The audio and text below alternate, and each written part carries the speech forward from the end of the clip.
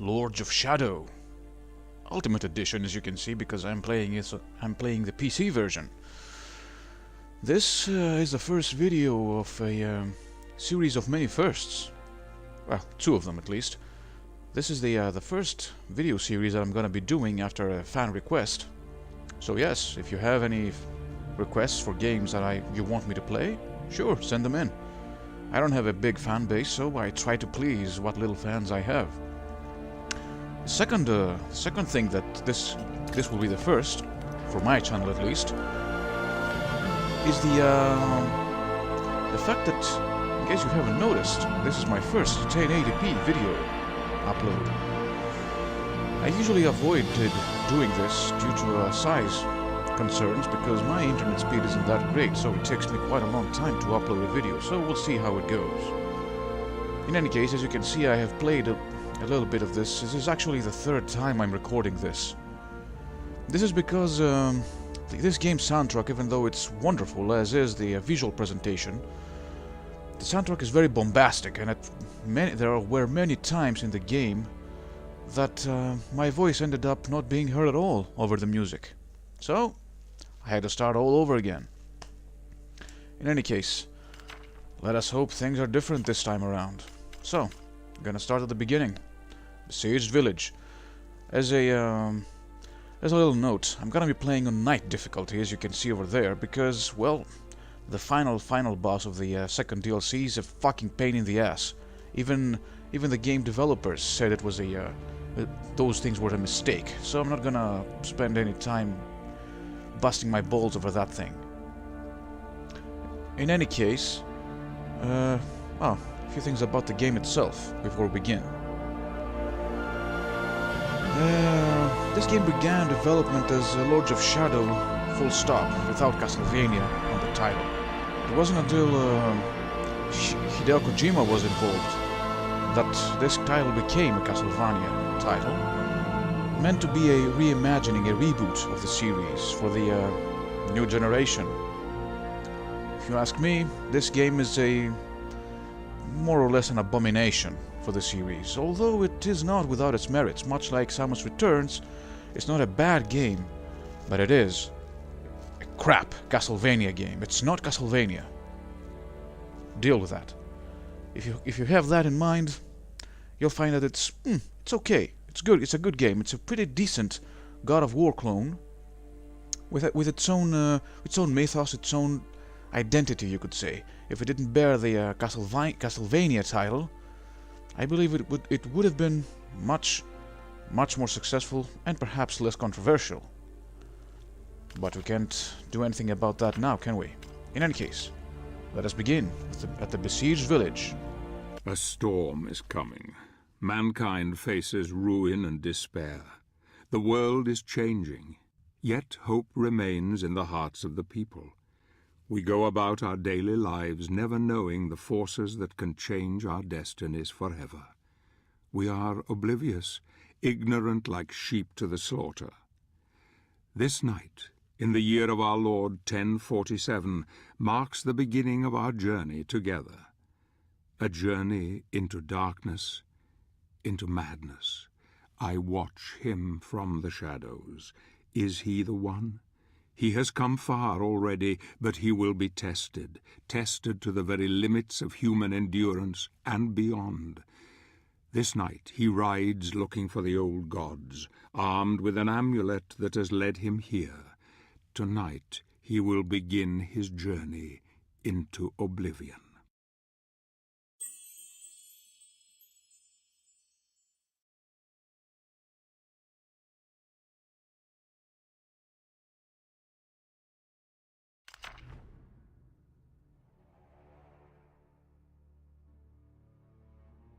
The struggle for supremacy is eternal, inevitable. Victory is the natural objective of every creature on this world. They will kill and die for their kind to dominate. Some call this eternal struggle equilibrium, the balance between light and darkness.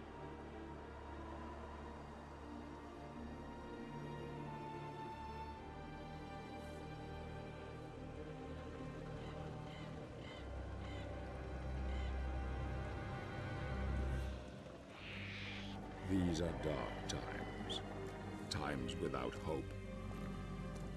Men of faith claim that this is a test from God to strengthen our spirit. Perhaps this is true, or perhaps it is simply a pious lie.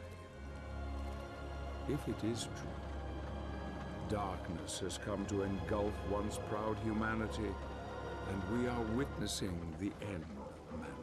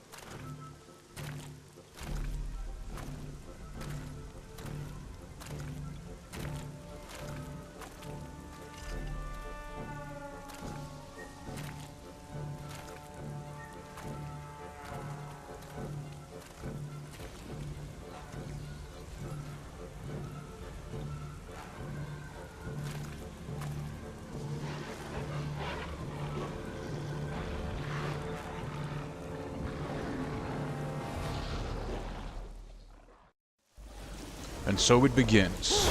A rainy village in the dead of night. Under attack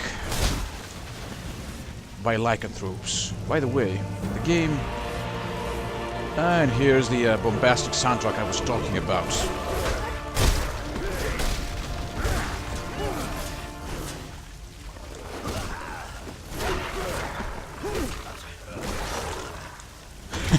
Oh crap.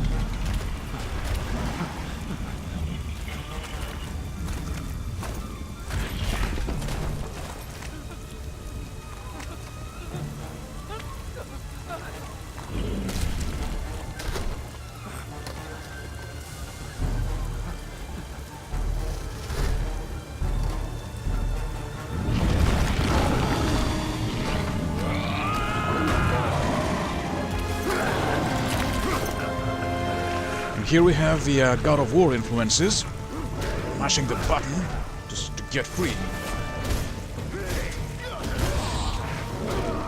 Ouch. Should have avoided that. But I'm an idiot. Also, my favorite thing about any action game. Parries.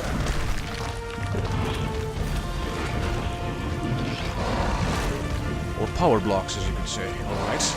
Get down. Oh, you little bastard. Recovering health, are we? Okay. I got something for you. Get down here.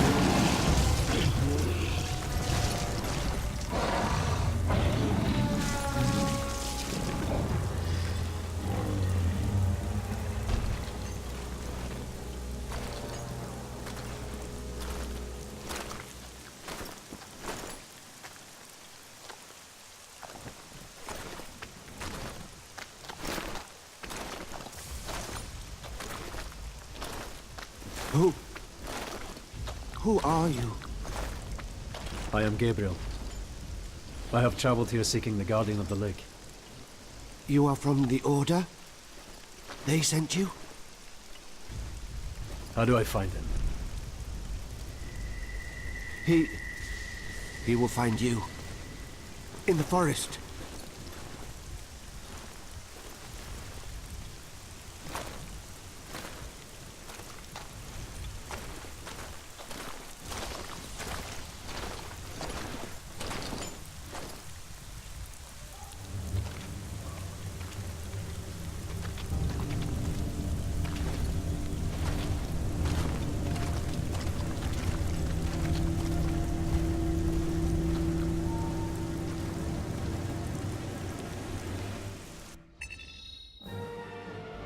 And with that, the besieged village is free.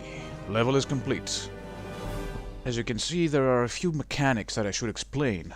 If I start smacking around enemies without receiving any damage, I'm gonna be filling up my power meter, When it is full, each strike releases those energy balls, which I can absorb to utilize my magic. You get that later on in the game, but since I'm playing previous levels, I already have it unlocked. Using light magic, Gabriel Belmont is enveloped in an aura of light. When each strike helps him recover health. Now, the other thing I should note is that daggers are one of the things that are leftovers. Are holdovers from the Castlevania side of things, as are many other things which are here just as name drops mainly. You'll see what I mean when we begin the next video. I'll have a little segment at the beginning explaining things a bit more from the game's perspective. The game has a bestiary and a logbook, so to speak, a traveler's log, which explains the mechanics, the weapons in universe, in a way that from someone who is inside the game world, so to speak. So, plus, I won't be talking too much while the action takes place. As you notice, the game is more cinematic. So, in keeping with the cinematic theme, I'll be talking only where there isn't much action going on. Otherwise, I'll just shut up. In any case, Gabriel, now on foot, after the loss of his horse, keeps going. And yes, the narrator, in case you hadn't noticed, is indeed Sir Patrick Stewart. Let's go. Let's hear what he has to say now. I follow him into the old forest, watching him from afar. He is strong indeed. The one God comes to drive out the many, but here, in this place, God's influence is thin and threadbare. The old gods still hold sway here. Few venture this far into the wood. He is disturbed by dreams that gnaw at his very soul. He will rest for the night, but rest will not come easy. The battle has left him weakened, but he knows the dream will return, and though he fears nothing on this earth, yet his nightmares sap the strength within him and leave a cold grip on his heart. Tomorrow he will use the old hunting path. Long has it been in disuse, but for now he dreams.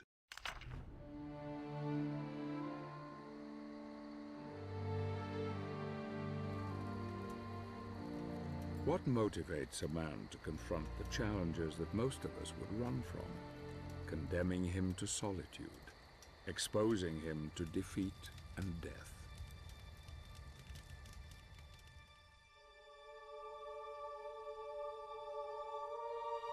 The answer is love, a force so powerful that all reason becomes blind to it, blind to all things, even the truth.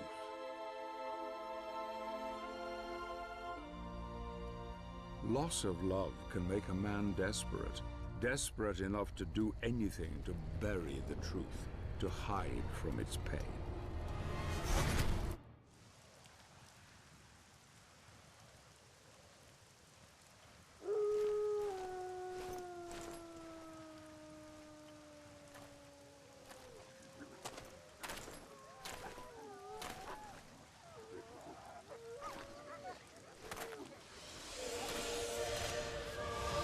I hear you seek the Guardian of the Lake.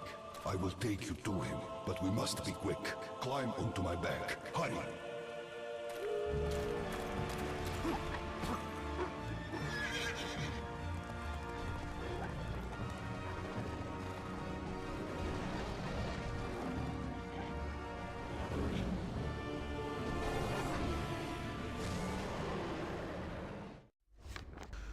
And now for something completely different. A spirit of the forest has come to our aid, right? And we are now on horseback. We can attack the wargs after us or the lycanthrope riders. In any case, whatever we do, we have to get away to get to our destination. By the way, you might notice that the intros and outros of each chapter are at lower frame rates and lower resolutions than the game itself. That is by design. While in-game, and most in-game cutscenes are rendered in full resolution with full graphics on, the cutscenes are at 720p and at lower quality, and lower frame rates as well. It is a bit jarring, but it's not something you cannot get used to. In any case, enough talk. We have some wargs to get rid of.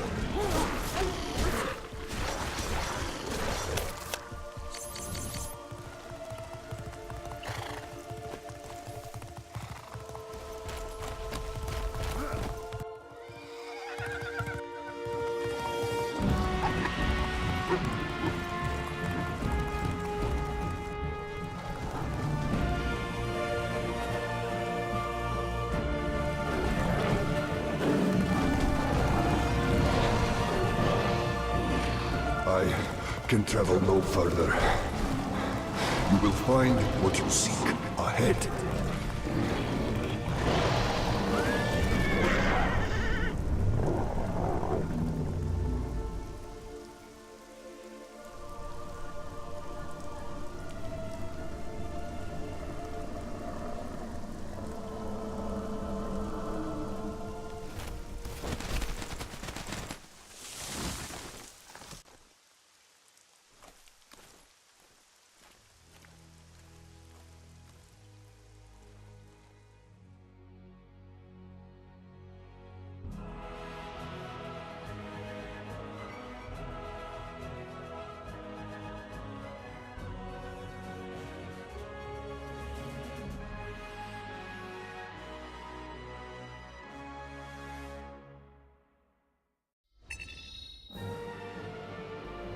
And now Gabriel has managed to cross the giant gap between the two statues, which resemble a lot those similar statues we saw in the first Lord of the Rings movie. There is, in general, a large Lord of the Rings influence in this game. It's more epic. The soundtrack is more bombastic. They even had a complete orchestra conducting the soundtrack. Rather, performing the soundtrack. Conducted by Luis Araujo, if I'm not mistaken. In any case, I think this has gone on long enough. Join me next time as Gabriel proceeds to the Dead Bog. Till then, thank you very much for watching. Do like and subscribe if you enjoyed this, and I'll see you next time. Take care.